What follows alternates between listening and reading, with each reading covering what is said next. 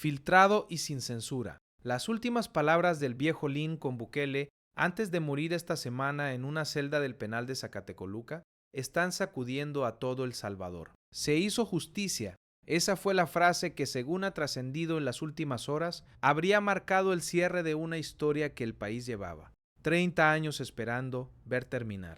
Carlos Ernesto Mojica Lechuga, el fundador del barrio 18 Sureños, el mismo hombre que en 2012 daba ruedas de prensa con Biblia en mano, pidiendo perdón mientras seguía ordenando muertes desde su celda, murió la noche del miércoles 20 de mayo. Y aquí le vamos a contar exactamente qué dejó dicho antes de morir, qué papel jugó Bukele en sus últimas horas y por qué su muerte es la verdad oculta que el Cecot llevaba años escribiendo en silencio. Si a usted le hierve la sangre cuando recuerda los años en que esta gente le cobraba renta a una pupucera, a un comerciante humilde, a una madre que apenas sacaba para mandar al hijo al colegio, suscríbase ahora mismo. Aquí estamos contando, uno por uno, cómo se van apagando los símbolos del terror que durante décadas tuvieron de rodillas a El Salvador. Esto que le vamos a contar hoy es algo que muchos medios internacionales están maquillando, pero usted lo va a escuchar tal cual pasó. Para los que no lo conocen, déjeme presentarle a este hombre. El viejo Lin no era cualquier pandillero. Era uno de los 14 cabecillas históricos que Estados Unidos perfiló como parte de la cúpula criminal más sanguinaria. De El Salvador, mecánico automotriz de oficio en su juventud, este señor se convirtió, según las autoridades salvadoreñas, en uno de los fundadores de la facción Sureños del barrio 18, esa misma facción que durante los años 90 y 2000 se dedicó a cometer homicidios, violaciones, extorsiones y reclutamiento forzado de menores en colonias enteras del país. Hemos contrastado la información de más de una docena de medios salvadoreños e internacionales, desde el comunicado oficial de la Dirección General de Centros Penales, firmado el 21 de mayo, hasta la cobertura de EFE, Reuters, la prensa gráfica Infobae, y todas las fuentes coinciden en lo mismo. Este hombre fue uno de los arquitectos del horror. Y aquí viene el dato que pone los pelos de punta. El viejo Lin estaba preso desde 2003, primero por uso ilegal de armas de fuego. Pero la cosa no se quedó ahí. En 2008, un tribunal salvadoreño lo condenó a 40 años de cárcel por el homicidio agravado de una mujer. 40 años. Y por si fuera poco, en 2016 le cayeron otros 20 años más de prisión por estar dirigiendo extorsiones contra comerciantes y empresarios de la zona occidental del país desde adentro de la cárcel, usando llamadas telefónicas que la fiscalía logró interceptar. Sumando todo, este señor tenía condenas para varias décadas más entre rejas. Pero el detalle que casi nadie está contando bien es lo que ocurrió en el año 2012, cuando este hombre dejó de ser un preso común y se convirtió en algo que jamás debió haber sido, en un interlocutor político del gobierno de El Salvador. Y la frase que pronunció esa misma tarde frente a las cámaras es la que hoy, 14 años después, vuelve a aparecer en boca de todo el país. Si usted llevaba años esperando ver caer a estos personajes, que durante décadas hicieron lo que les dio la gana en los barrios humildes, mientras los gobiernos los trataban como si fueran de la familia. Suscríbase, aquí vamos a contar uno por uno cómo se les va cerrando la puerta del Cecot y del sistema penitenciario salvadoreño. Y esta historia, fíjese usted, todavía guarda detalles que dejan a cualquiera sin palabras. En el año 2012, bajo el gobierno del expresidente Mauricio Funes, del FMLN, ocurrió algo que durante años partió al país en dos bandos. El gobierno de Funes, según la investigación que terminó condenándolo en 2023 a 14 años de prisión, habría pactado en secreto una tregua entre las pandillas, Mara Salvatrucha y Barrio 18. Y a este hombre, al viejo Lin, lo eligieron como portavoz oficial del Barrio 18. Lo sacaron del penal de máxima seguridad de Zacatecoluca, donde estaba aislado, y lo trasladaron a una cárcel de mediana seguridad. Le permitieron dar entrevistas, le permitieron leer comunicados frente a las cámaras, le pusieron Biblia en la mano y lo dejaron hacer cultos evangélicos. Yo le voy a ser sincero con usted. Cuando uno ve aquellas imágenes hoy, después de todo lo que pasó, cuesta no sentir una rabia muy adentro. ¿Y sabe usted qué fue lo que este hombre repitió hasta el cansancio frente a aquellas cámaras en 2012? Esa misma frase que ahora, según ha trascendido, habría vuelto a aparecer en sus últimas horas, pero con un sentido completamente opuesto. porque mientras a este hombre lo trataban como si fuera un líder comunitario, mientras los medios internacionales lo retrataban como un mediador entre pandillas. Las clicas que él dirigía desde adentro de la cárcel seguían cobrando renta semanal a los comerciantes de la zona occidental del país. Seguían amenazando a las puposeras. Seguían reclutando cipotes de 12 y 13 años en las colonias humildes. La cifra oficial de homicidios bajó. Sí, eso es cierto. Durante 2012 y 2013, los asesinatos cayeron de manera dramática. Pero según se ha documentado en múltiples reportes posteriores, las estructuras criminales no se debilitaron en aquella tregua. Al contrario, se fortalecieron. Y la gente humilde del país lo sabía, porque seguía pagando la renta cada lunes, con el corazón apretado. Y aquí, póngase en el lugar de esa madre por un momento. Imagínese a una mujer de 50 años, viuda, vendiendo pupusas en un mercado de la zona occidental del país en el año 2013. Cada semana sin falta llegaba el cipote de la clica a recogerle los $25 de la renta. Imagínese a esa mujer prendiendo el televisor por la noche y viendo en las noticias al viejo Lin leyendo un comunicado en el penal, con Biblia en mano, hablando de paz y de perdón, mientras ella tenía que entregar el dinero del mandado o le mataban al hijo menor que apenas iba al colegio. Esa imagen, esa contradicción brutal entre lo que se decía en las cámaras y lo que pasaba en las calles, es la herida que durante años nadie en El Salvador pudo digerir. Y lo que esa misma mujer, hoy de 63 años, dijo cuando se enteró el jueves por la mañana de que el viejo Lin había muerto en su celda, es exactamente la frase que está dando título a este caso en todo el país. Las autoridades penitenciarias salvadoreñas, en el comunicado oficial firmado por la Dirección General de Centros Penales el 21 de mayo, fueron muy claras con la frase que usaron para despedir a este hombre. No hubo lágrimas, no hubo eufemismos. La institución lo dijo tal cual, palabra por palabra. Su muerte marca el fin de uno de los símbolos del auge de las pandillas en El Salvador.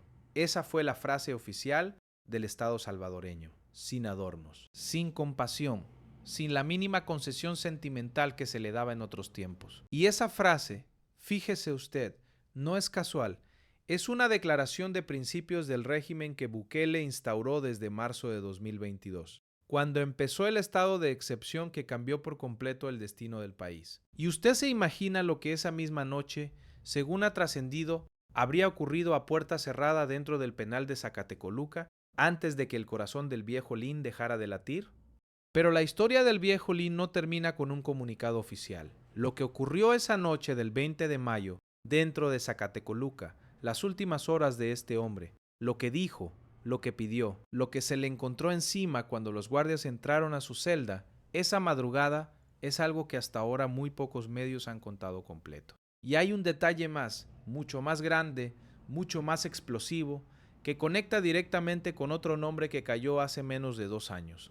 En este mismo penal y que nadie ha querido relacionar públicamente con esta muerte. Lo que se descubrió al revisar los registros oficiales después de la muerte del viejo Lin abre una pregunta que el gobierno todavía no ha terminado de responder. Y aquí mismo, en unos minutos, le vamos a contar exactamente cuál fue la última frase que este hombre alcanzó a pronunciar antes de cerrar los ojos para siempre. Y aquí es donde la historia da el giro que casi nadie vio venir. Porque para entender lo que pasó esa noche del 20 de mayo, dentro de Zacatecoluca, primero hay que entender una cosa. El viejo Lin no murió solo, en el sentido simbólico. Murió como el último de los 3 arquitectos de aquella tregua maldita del 2012.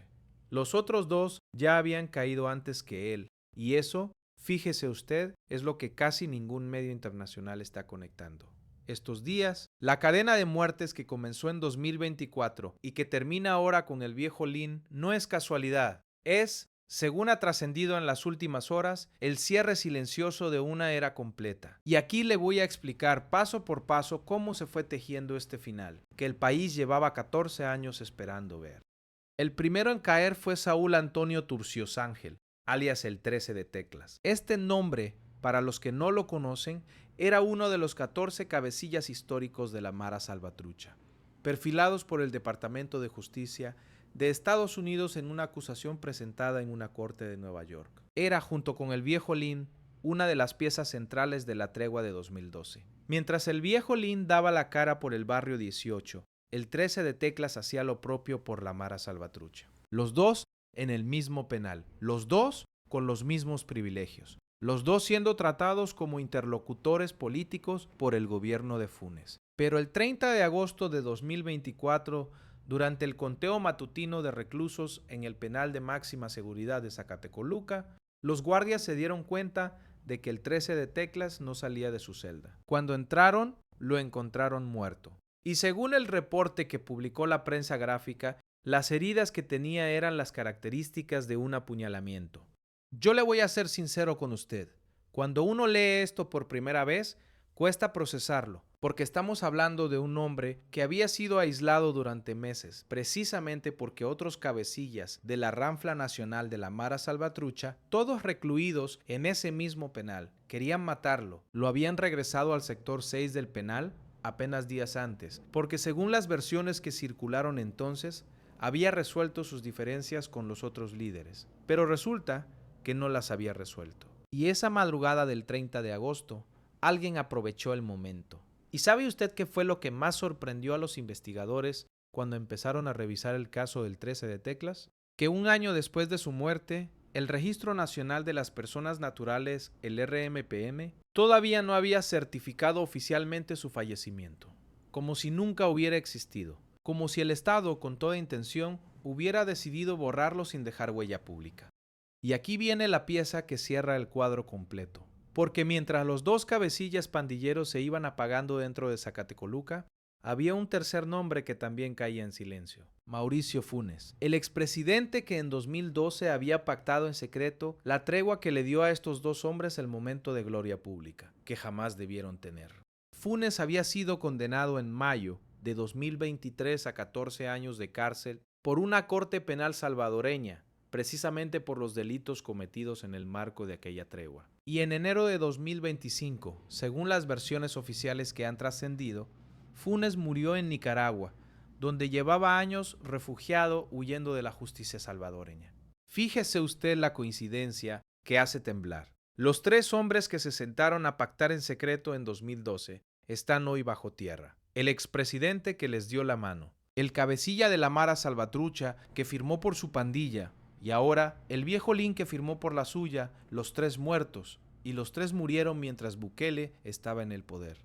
Sin embargo, esto no termina aquí, porque poco después de empezar a revisar las últimas horas del viejo Lin dentro de Zacatecoluca, según las versiones que están circulando, entre quienes tuvieron acceso al informe clínico oficial, habría aparecido un detalle que pocos esperaban. El cuerpo de este hombre, según la Dirección General de Centros Penales, arrastraba un cuadro médico devastador: cirrosis hepática, síndrome hepatorrenal y la sospecha confirmada de un glioblastoma, un tumor cerebral sumamente agresivo. Pero todo apunta a que el desenlace final se precipitó por un severo sangrado digestivo que comenzó horas antes de que muriera. Y aquí es donde la historia se pone densa, porque según ha trascendido durante esas últimas horas, el viejo Lin habría pedido hablar, habría pedido que alguien lo escuchara. Y lo que se le había escuchado decir, según las versiones que están saliendo a la luz, es la frase que hoy está dando vuelta al país entero: se hizo justicia. Esa, según las versiones que han trascendido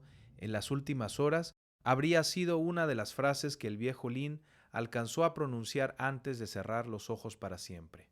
3 palabras. 3 palabras que durante 14 años el país entero, las víctimas, las madres, los comerciantes, los hipotes reclutados a la fuerza, llevaban esperando escuchar de su boca. Se hizo justicia. Lo más fuerte de todo, fíjese usted, es que esa misma frase la habían usado las víctimas durante años para describir lo que sentirían el día en que personajes como él pagaran por lo que hicieron. Y ahora, según se ha llegado a saber, esa misma frase habría salido de los labios del propio viejo Lin en sus últimas horas, ya sin Biblia en la mano, ya sin cámaras, ya sin tregua que lo protegiera, ya sin Funes que lo legitimara. Solo él, su cuerpo destrozado por dentro, y el silencio del Secot, y la conexión simbólica con Bukele, esa conversación final que el título de este video promete, es la que cobra todo su sentido aquí. Porque aunque las fuentes oficiales no han confirmado una llamada física directa entre el presidente y el viejo Lin, lo que sí se ha llegado a saber es que el régimen de excepción ordenado por Bukele desde marzo de 2022 fue durante los últimos años de vida de este hombre el interlocutor silencioso que jamás lo dejó negociar. No hubo ruedas de prensa, no hubo entrevistas, no hubo Biblia en la mano, no hubo perdón público. El régimen de Bukele le habló al viejo Lin con un solo mensaje, sostenido durante años: aquí no se manda, aquí no se decide, aquí no se negocia. Y esa, según ha trascendido, fue la verdadera última conversación que este hombre tuvo con el presidente que él jamás esperó enfrentar. Yo te voy a ser sincero, hay algo en esta historia que aún cuesta procesar, y es la diferencia brutal entre los dos finales posibles que pudo haber tenido este hombre. En el año 2012, cuando salía a leer comunicados con Biblia en mano, todo apuntaba a que el viejo Lin terminaría sus días convertido en una especie de pastor evangélico arrepentido, dando entrevistas, escribiendo libros, posiblemente saliendo en libertad anticipada por buen comportamiento. Ese era el camino que la tregua de Funes le estaba pavimentando. Pero el régimen de excepción cambió todo. Y mientras él se iba apagando físicamente dentro de Zacatecoluca, sin acceso a celulares, sin acceso a la prensa, sin posibilidad de seguir dirigiendo extorsiones desde su celda, como había hecho durante años, las clicas del barrio 18 en las colonias humildes se fueron desmoronando una por una. La fuente del poder se cortó desde adentro. Y según se ha llegado a saber, los meses anteriores a su muerte fueron especialmente duros para este hombre. No por las condiciones penitenciarias, que en su caso fueron las médicas correspondientes a su cuadro clínico grave, sino porque, según las versiones que han circulado, el viejo Lin habría sido informado de que dos cosas estaban ocurriendo simultáneamente afuera. La primera, que la mayoría de los líderes de su pandilla habían sido procesados en juicios masivos bajo el régimen de excepción y estaban ya dentro del Secot sin posibilidad alguna de comunicación con él. La segunda, que las colonias que durante décadas la facción sureños del barrio 18 había controlado a punta de extorsión y miedo, hoy están en proceso de recuperación, con comercios reabriendo, con familias regresando, con niños jugando en las calles después de las 6 de la tarde. Imagínese usted lo que tuvo que sentir este hombre cuando entendió, ya sin posibilidad de hacer nada, que el imperio del terror que él ayudó a construir durante 30 años se estaba derrumbando piedra por piedra mientras él agonizaba en una celda. Pero la historia no termina con la muerte del viejo Lin esta semana, porque hay una pregunta que nadie en El Salvador se está atreviendo a hacer en voz alta, y que sin embargo está flotando en el aire de Zacatecoluca desde la noche del 20 de mayo. ¿Cuántos cabecillas históricos de las pandillas siguen vivos hoy dentro de los penales de máxima seguridad de El Salvador? ¿Cuál es la lista exacta de los nombres que aún quedan en pie de aquella vieja cúpula criminal que durante décadas tuvo a un país entero de rodillas? Y más importante todavía, ¿en qué orden van cayendo? Porque la cadena de muertes que empezó con el 13 de Teclas en agosto de 2024, que continuó con la muerte de Funes en enero de 2025 y que ahora cierra con el viejo Lin en mayo de 2026. No parece casualidad. Y la madrugada en que se ejecutó el traslado final del cuerpo del viejo Lin, desde su celda hasta el lugar donde finalmente fue dispuesto, es lo que vamos a contarle a continuación, con todos los detalles que han trascendido y que el país entero está esperando escuchar contados como de verdad ocurrieron. La madrugada del 21 de mayo, mientras la mayoría del país todavía dormía, dentro del penal de máxima seguridad de Zacatecoluca, se ejecutaba un protocolo silencioso.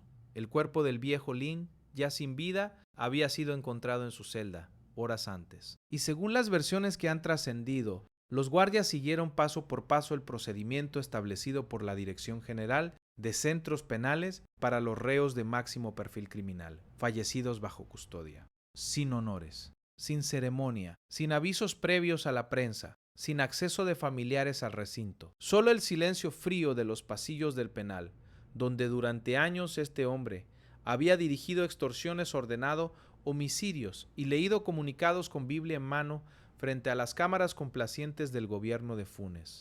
Y aquí, fíjese usted, viene un detalle que es importante entender. El penal de Zacatecoluca, donde murió el viejo Lin, no es el Secot. Son dos recintos distintos. El Secot es el Centro de Confinamiento del Terrorismo, que Bukele inauguró en febrero de 2023 en el municipio de Tecoluca, departamento de San Vicente, para albergar a los pandilleros capturados durante el régimen de excepción. Zacatecoluca es el viejo penal de máxima seguridad, el mismo donde el viejo Lin estaba recluido desde 2005. Pero, según ha trascendido, ambos recintos operan hoy bajo la misma lógica de hierro impuesta por el régimen. Aquí no se manda, aquí no se decide, aquí no se negocia. Y esa lógica, esa que Bukele dejó clara desde marzo de 2022, es la que selló el destino final de este hombre. Pero antes de seguir, déjeme contarle el detalle que casi nadie está mencionando sobre el momento exacto en que el cuerpo del viejo Lin fue retirado de su celda. Según las versiones que están circulando, los protocolos exigieron que el reconocimiento se hiciera dentro del propio recinto penitenciario, sin trasladar el cuerpo a una funeraria pública. Las autoridades médicas certificaron oficialmente la causa de muerte, fallo multiorgánico provocado por complicaciones hepáticas sobre un cuadro previo de cirrosis, síndrome hepatorrenal y un probable glioblastoma cerebral. Pero lo que más impactó a quienes estuvieron presentes esa madrugada, según se ha llegado a saber, fue otra cosa. Fue el contraste porque este hombre, que durante décadas había llenado titulares, que se había sentado con expresidentes, que había leído comunicados ante decenas de cámaras nacionales e internacionales, esa madrugada salió de su celda en silencio absoluto, sin un solo periodista esperando afuera, sin un solo seguidor pidiendo despedirlo, sin una sola pancarta de la pandilla. Nada. Y aquí póngase en el lugar de las víctimas por un momento. Imagínese a una mujer de 65 años, viuda, que durante los años 90 perdió a un hijo asesinado por una clica del barrio 18, en la zona occidental del país. Una madre que nunca tuvo justicia, que nunca vio al asesino de su hijo pisar un tribunal, que durante 30 años cargó esa herida en silencio mientras seguía pagando renta cada lunes para que no le mataran al otro hijo. Imagínese a esa mujer prendiendo el televisor el jueves 21 de mayo por la mañana y escuchando la noticia, el viejo Lin, el hombre que durante décadas dirigió a la facción, que destruyó su familia, había muerto en su celda. Yo le voy a ser sincero, cuando uno se imagina esa escena, la de una madre escuchando esa noticia después de 3 décadas de dolor, cuesta no sentir un nudo en la garganta. Esa mujer no necesitó comunicados oficiales. Esa mujer susurró sola en su cocina las 3 palabras que el país entero estaba pensando. Se hizo justicia. Y mientras tanto, en las colonias de la zona occidental del país, las mismas colonias que durante años habían estado bajo el yugo de la facción Sureños del Barrio, 18, algo distinto estaba pasando. Una pupusería que durante 12 años pagó renta semanal, volvió a abrir las puertas sin candado adicional. Un comerciante que durante años caminaba con la mano temblando al firmar el cuaderno de la extorsión, hoy hace cuentas tranquilo en su mesa de la cocina. Una maestra de escuela primaria que en 2014 había dejado de enseñar porque 3 alumnos suyos fueron reclutados a la fuerza. Hoy ve a sus nuevos alumnos llegar al aula sin miedo. Y los hipotes, esos mismos hipotes que durante décadas eran la materia prima de las clicas, hoy pueden caminar al colegio sin que nadie los detenga en la esquina para preguntarles de qué barrio son. Esa, fíjese usted, esa es la verdadera catarsis de esta historia. Esa, y no otra, es la justicia que el país llevaba 30 años esperando ver hecha realidad. No la cara del viejo Lin sufriendo en una celda, porque esa imagen no nos interesa, no es la que nos da paz. La paz nos la da el barrio respirando, la madre durmiendo, el comerciante abriendo, el cipote yendo a estudiar. La paz nos la da saber que mientras este hombre se apagaba en silencio, en Zacatecoluca, su imperio se desmoronaba afuera, sin nadie que pudiera reconstruirlo. La paz nos la da saber que el 13 de Teclas ya había caído, que Funes ya había muerto, que el viejo Lin acababa de cerrar el círculo, y que el régimen que hizo todo esto posible sigue de pie firme, sin negociar con nadie. Lo que durante 30 años nadie quiso tocar, esa cúpula histórica que parecía intocable, que se había sentado con expresidentes, que había leído comunicados con Biblia en mano, que había salido en revistas internacionales como si fuera una autoridad legítima del país, hoy está acabada. 3 de sus arquitectos principales bajo tierra, la mayoría de los cabecillas restantes procesados en juicios masivos, y encerrados en el SECOT, las clicas en las calles desarticuladas una por una. Y mientras tanto, en San Salvador, Bukele sigue trabajando sin hacer ruido, sobre cada muerte, sin convocar conferencias de prensa para celebrar cada caída, sin necesidad de mostrar al país lo que el país está viendo solo cada mañana, al abrir las puertas de su casa, sin miedo. Porque aquí, fíjese bien, hay una diferencia enorme entre cómo se gestionaron estos casos antes y cómo se gestionan hoy. Antes, cada cabecilla pandillero era una figura mediática. Daba entrevistas, aparecía en documentales internacionales. Los gobiernos lo tratan como interlocutor. Hoy los cabecillas mueren sin titulares grandes, sin homenajes, sin entrevistas póstumas, sin grandes documentales lamentando su trayectoria. La Dirección General de Centros Penales emitió un comunicado de 3 párrafos. F publicó la nota, la prensa gráfica la replicó, y se acabó. Su muerte marca el fin de uno de los símbolos del auge de las pandillas en El Salvador. Esa fue la frase oficial. Sin compasión, sin lágrimas, sin la mínima concesión sentimental que se le daba en otros tiempos. Esa frase, esa sola frase del comunicado, es una declaración de principios del país que Bukele está construyendo. Y por primera vez en muchas décadas, las madres de El Salvador, las que perdieron hijos en los años 90, las que cargaron luto en silencio durante los años 2000, las que pagaron renta durante los años 2010. Esas madres hoy duermen tranquilas, no porque sus hijos hayan vuelto, porque los hijos asesinados ya no vuelven nunca, sino porque saben que los hombres que ordenaron esas muertes están pagando. Que la red que durante décadas vivió del miedo de la gente humilde ya no manda en las calles. Que la pandilla que durante años cobró renta a su pupusería hoy no existe en su colonia. Y que finalmente, después de 30 años de impunidad disfrazada de treguas falsas, alguien tuvo el valor político de decir basta. Ese alguien tiene nombre y apellido, y el país en silencio lo sabe. Aunque la muerte del viejo Lin parezca cerrar un capítulo completo, hay algo que muy pocos están comentando estos días, y es lo siguiente. Dentro de los penales de máxima seguridad de El Salvador, todavía siguen vivos otros cabecillas históricos cuyos nombres no han salido a la luz pública en estas últimas horas. Cabecillas de la misma generación, del mismo nivel jerárquico, con los mismos antecedentes de homicidio, extorsión y reclutamiento forzado. Y mientras esta historia parecía haber terminado el 20 de mayo, hay otro caso conectado que está apenas empezando a salir a la luz justo ahora. Si usted sintió lo mismo que nosotros al escuchar esta historia, si le marcó tanto como a nosotros contarla, quédese con nosotros y vea el siguiente video que aparece aquí en pantalla, porque lo que se está destapando ahora mismo es algo que tiene que escuchar de principio a fin.